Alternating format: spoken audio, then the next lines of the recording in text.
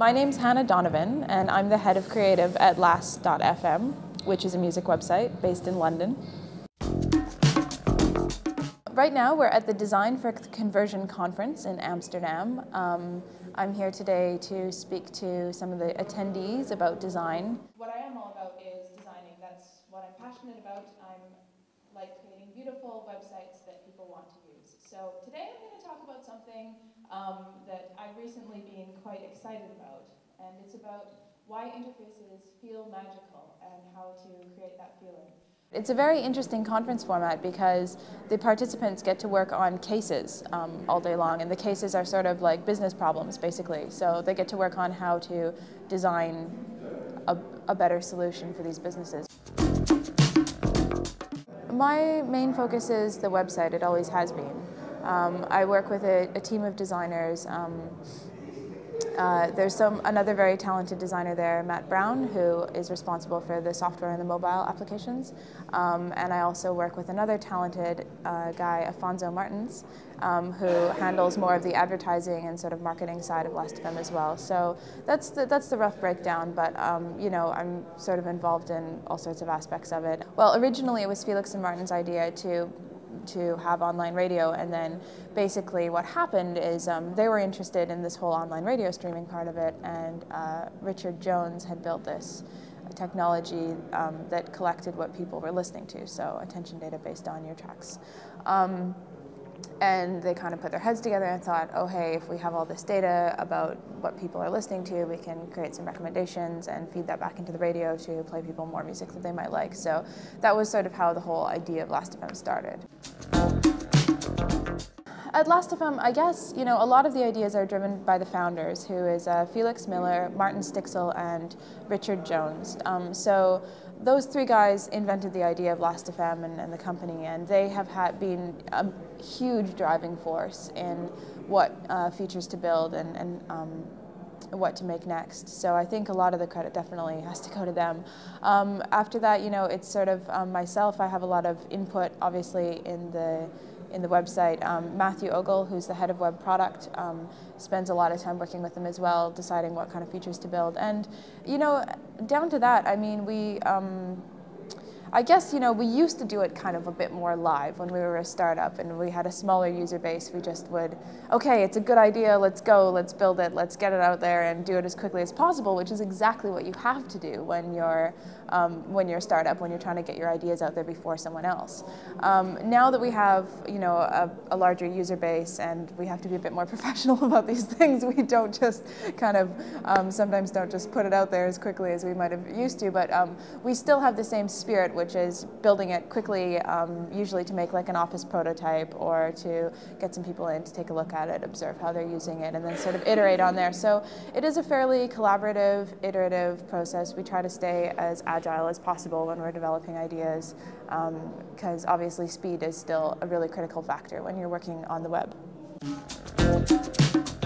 The thing about Last.fm, because it's a service, you know, there's just so many, there's multiple touch points for the user. There's like, of course, the website, the mobile app, the software, you know, what we do in marketing, whether, you know, it's in real life, on-site, that kind of thing, the way users perceive our brand through other web properties, either on CBS or elsewhere. So, I mean, I think, you know, it's, what really gets me excited is being able to work on all facets of that and see it all come together and help design a service across all those multiple touch points. I worked very closely with the music team at Last.fm and as well as our VP marketing to do the Last.fm Presents videos you're talking about. Yeah, those have been really fun. In fact, I actually got to interview Moby when I was at South by Southwest last year, which was pretty cool.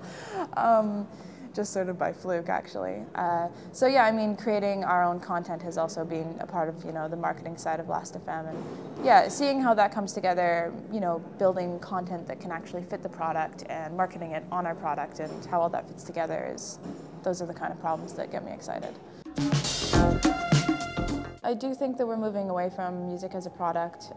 It seems to be that people are starting to become more comfortable with the idea that your music collection might live up here somewhere and that you have access to it. That music is maybe more of a service-based concept as opposed to a product-based concept where you're buying a certain thing that's for a certain amount, and you know, your music collection now maybe lives in the cloud. I think it will definitely take some time for people to really fully warm to that, just because we like to own things. I think people like to have their stuff, whether it be their iTunes collection or their CDs or records or whatever. But I think that's, you know, that's an interesting kind of development. More than anything else, as a designer, I'm truly inspired by people around me. I think, you know, whether it's my colleagues who have amazing, fascinating ideas, or the users that I, you know, build Last.fm for, just people in general. I'm fascinated with people. They inspire me so much. But there's one out there right now that really interests me, Hype Machine. Have you heard of it? Hype Machine's really cool because what they do is they aggregate music blogs, basically, so what people are writing about. And I think what's really fascinating about that is they're basically finding a way to aggregate editorial, which editorial is something that sort of, I guess, the web has kind of stayed away from, or at least the new web anyway. It sort of has a connotation of having to, you know, have a team of editors to create things all the time, and the way that Hype Machine aggregates is incredibly smart.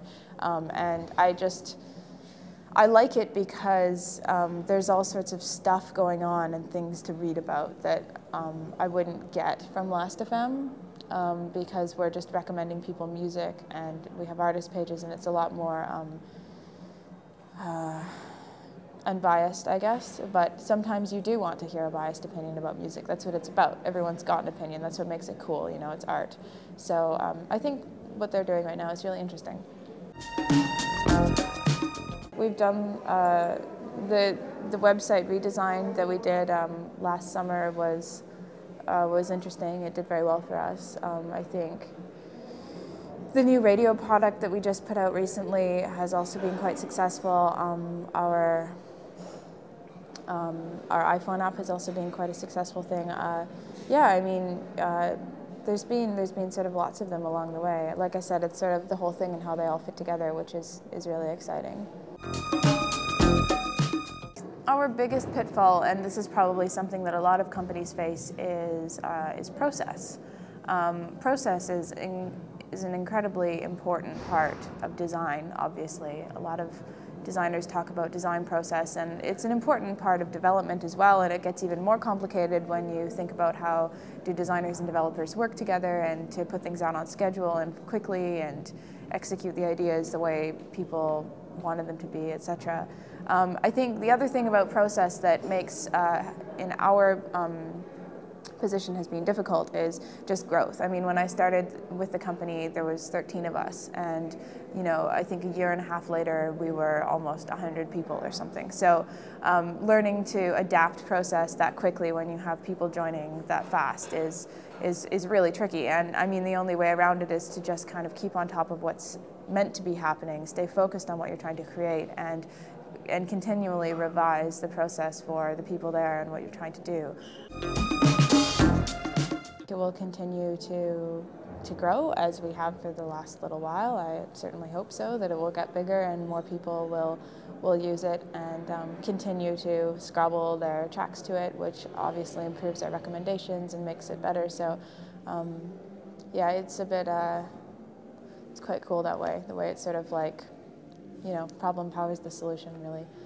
I want to continue to work on the web. That's what really excites me the most. I think there's just still so much to be done on the internet. It's a new medium. It's capable of all sorts of new and exciting stuff. It's changing every day. That's what makes it exciting. So yeah, I want to continue to work online. And I think also, you know, we're facing globally right now is, you know, as a global population, we're definitely facing some pretty severe challenges, you know, environmental, economic, etc. And I think that we haven't really figured out how to use the web and leverage it for helping to solve some of those ideas.